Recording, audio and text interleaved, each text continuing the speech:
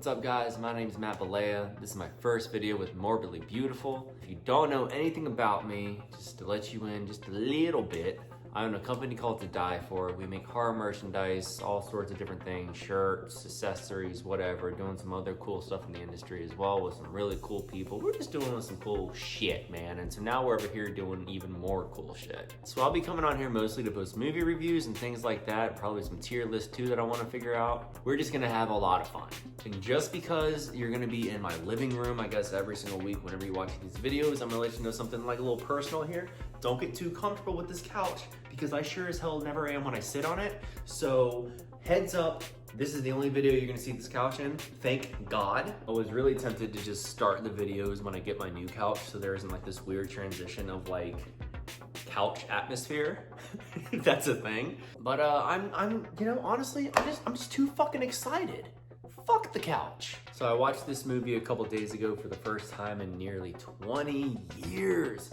And the reason why I wanted to start with this movie is because it's very nostalgic and it's cool for me to look back on, because this is like the first movie that I bought that was a horror movie that was rated R.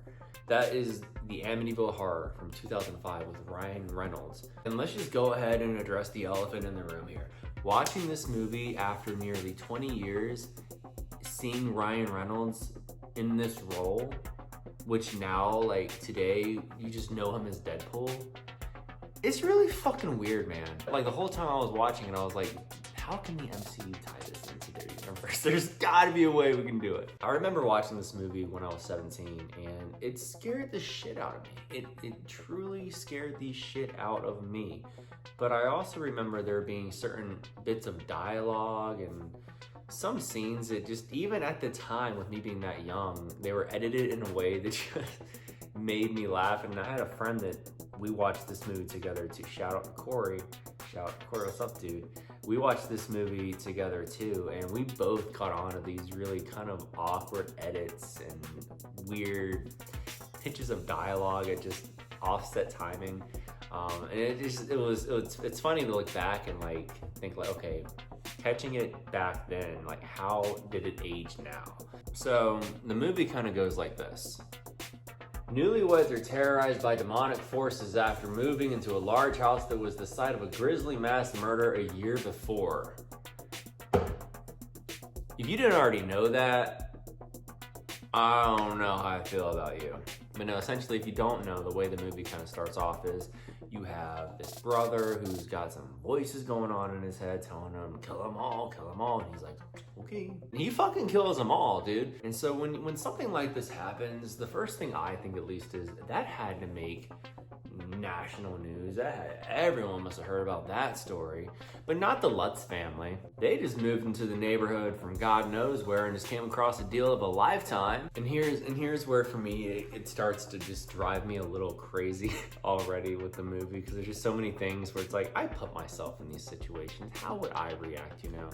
And when they're in the Amityville house and they're getting the tour from the realtor, the first thing that they show that is a red flag for me is there's a scene, or part of the scene is where they're walking, I think in the kitchen or dining room area, and there's this very dark, just blob of something. Like, I'm a contractor and I know what a place like this should cost. We see her look at it and she's like, oh, I'd ask what that is at least. This is a deal of a lifetime. They finally settle on this deal because it's the deal of a lifetime. And when they're walking out, Deadpool, he's like, so tell me what's the catch? There's always a catch. And she's like, huh, we have some history in this town, and in this house there was a match. You know, he just goes on to tell Deadpool what happened. And even Deadpool looks at her like, that sounds pretty fucked up, ma'am. He wants to take care of his family that he's fallen in love with. And he says, you know what? We can make it work. But essentially, as we know, the family moves into the house together. And from that point on, the level of sass from Ryan Reynolds is just out of control. Is this discipline or torture? Thought it was meatloaf. And that's where, for me at least, some of the lines of dialogue just are so out there. I want to talk to you. Wait. But eventually his sass gets a little bit more on the homicidal side and shit hits the fan. What the hell is your problem? But if you haven't seen it, I do recommend watching it because it is, in my opinion, a fun movie that really resembles that era very well with certain movies that were coming out around that time. I feel like that's when, like, the CG, there's something special about the CGI back then. I don't know how to word it. But how does it hold up today? It doesn't really. It's a fun movie to watch. It's a fun movie to watch, especially if you haven't seen it in a long time. I had to cut off the video for like a couple hours to do something else. So I hope that I mentioned the bathroom scene was a scene for me that when I was younger, when I first watched this movie, that scared the shit out of me. And it got me good.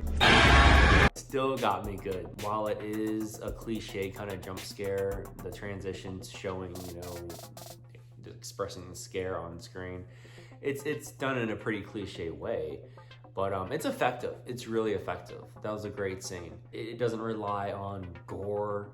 It doesn't rely on anything that's shocking. It relies on jump scares, but to me, I've never had a problem with jump scares as long as they're not like really cliche.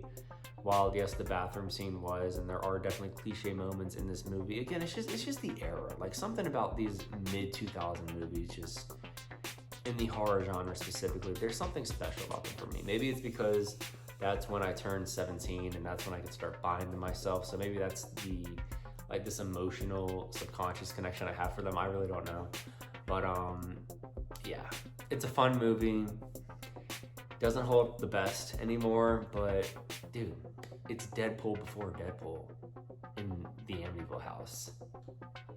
You gotta watch it. You gotta see it, especially if you haven't seen it in a while.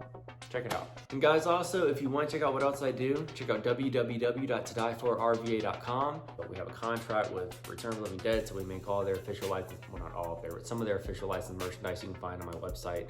Working with Steve Barton, the executive producer of Terrifier 2, promoting his autobiography coming out soon called A Comedy of Tragedies, and we have some merch promoting that as well. So make sure you subscribe here. Check out the website. I mean, there's just so much cool shit going on, guys. There's so much cool shit. Follow everything and everyone and support. Later.